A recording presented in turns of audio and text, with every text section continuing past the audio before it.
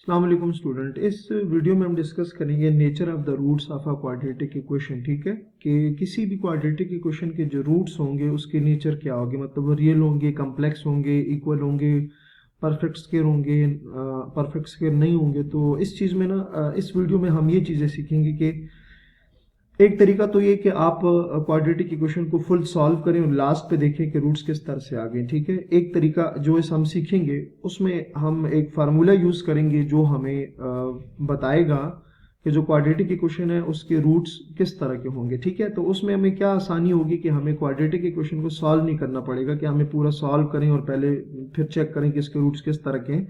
सो इसमें हम वो डिस्कस करने जा रहे हैं।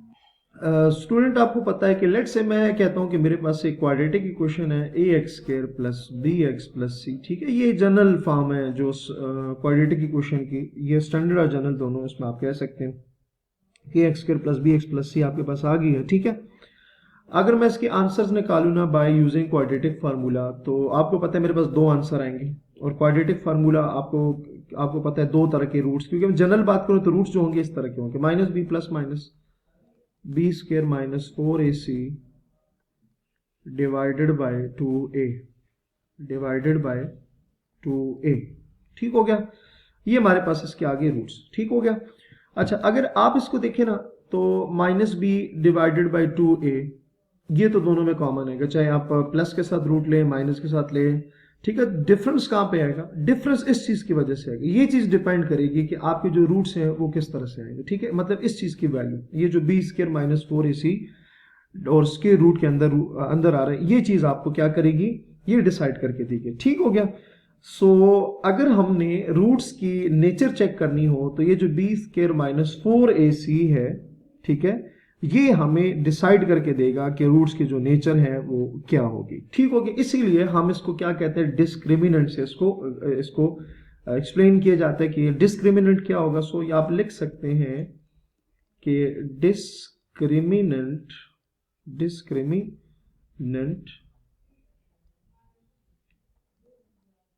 will be equals to b square minus 4ac।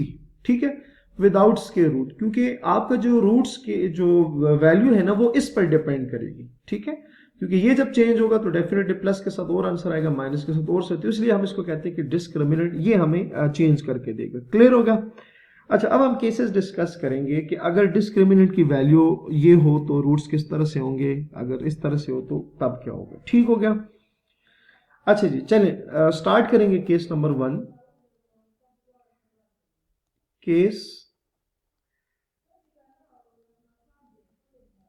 Case number 1।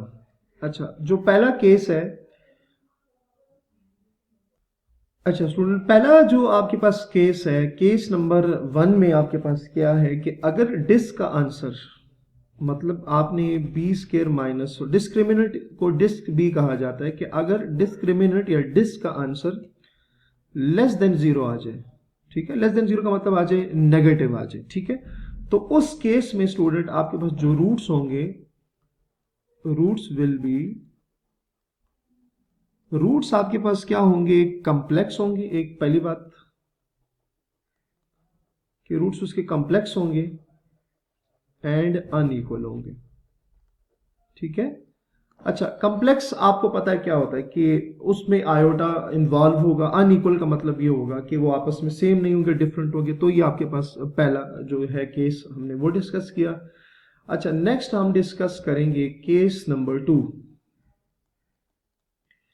Case number 2 में क्या है कि अगर डिस्क जो है वो इज इक्वल्स टू 0 आ जाए, बी स्क्र माइनस 4ac अगर वो 0 की इक्वल आ जाए, तो तब हमारे पास जो रूट्स होंगे वो किस तरह से होंगे। जो रूट्स होंगे, रूट्स विल बी इक्वल। पहली बात क्या है कि रूट्स जो होंगे वो आपस में इक्वल होंगे। ठीक है, और दूसरी बात क्या है कि वो रियल भी होंगे। ठीक है, अब वो इमेजिनरी या कम्प्लेक्स नहीं होंगे, वो क्या होंगे, इक्वल होंगे एंड रियल होंगे। सही हो गया। अच्छा, थर्ड जो केस बनेगा, केस नंबर 3। केस नंबर 3, उसमें अगर डिस्क मतलब discriminant b a c b square minus 4ac greater than 0 आ जाए, क्या आ जाए, ग्रेटर देन 0 आ जाए। और साथ एक कंडीशन, अब ग्रेटर देन 0 से ग्रेटर होने का मतलब यहाँ दो केसेस हो सकते हैं, ठीक है।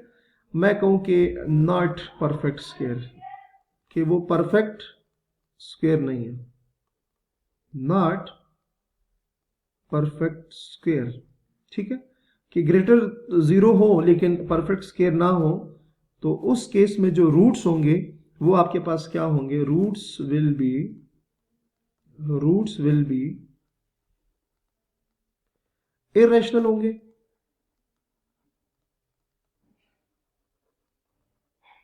एंड उसके अलावा अनइक्वल होंगे, एंड आप एक पॉइंट और भी लिख दें कि वो क्या होंगे, रियल होंगे। सही हो गया। सो ये हमारे पास केस नंबर 3 आ गया कि अगर आपके पास डिस्क 0 से ग्रेटर हो लेकिन उसका जो आंसर है वो परफेक्ट स्क्वायर, जैसे 2 वो एक परफेक्ट स्क्वायर नहीं है, 3 परफेक्ट स्क्वायर नहीं है, 5 नहीं है, 6 नहीं है, अगर इस तरह के आंसर आ रहे हो तो हम कहेंगे कि रूट्स जो हैं वो इरेशनल है और अनइक्वल है और रियल है। क्लियर हो गया। अच्छा, अब हमारे पास फोर्थ नंबर पे केस नंबर 4 जो कि लास्ट केस बनेगा, ठीक हो गया। लास्ट जो केस है उसमें हम देखते हैं कि क्या आएगा। लेट्स से कि जो डिस्क है वो अगेन क्या आ जाता है, उसका आंसर ग्रेटर देन 0 आ जाता है, ठीक हो गया। और अब उसका जो ग्रेटर देन 0 मतलब वो परफेक्ट स्क्वायर आ जाता है, जैसे 4 हो गया, ठीक है, 9 हो गया, 25 हो गया, ठीक है, 49 हो गया, इस तरह से 36 हो गया, कि आंसर उनमें से कोई आ जाता है।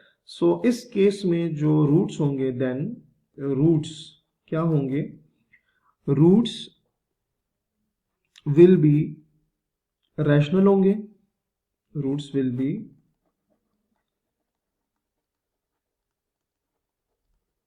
रैशनल होंगे, रैशनल, एंड अच्छा रैशनल के बाद वो क्या होंगे, अनइक्वल होंगे, एंड थर्ड नंबर आप कह सकते हैं पॉइंट आप उसमें ऐड कर दे कि वो क्या होंगे, रियल होंगे। ठीक हो गया स्टूडेंट। सो ये जो 4 केस हमने डिस्कस किए, ये केस हमें डिफाइन करके देंगे कि जो क्वाड्रेटिक इक्वेशन के जो रूट्स हैं उनकी नेचर क्या होगी, कि आया वो रियल हैं, कम्प्लेक्स हैं, वो इक्वल हैं, अनइक्वल हैं, रैशनल है, इरेशनल है। ठीक है, तो ये सारी जो बातें हैं ना, ये हमें डिस्क बताएगा, और डिस्क क्या है, बी स्क्वायर माइनस 4ac। सो अपना बहुत सारा ख्याल रखिएगा। अल्लाह हाफिज।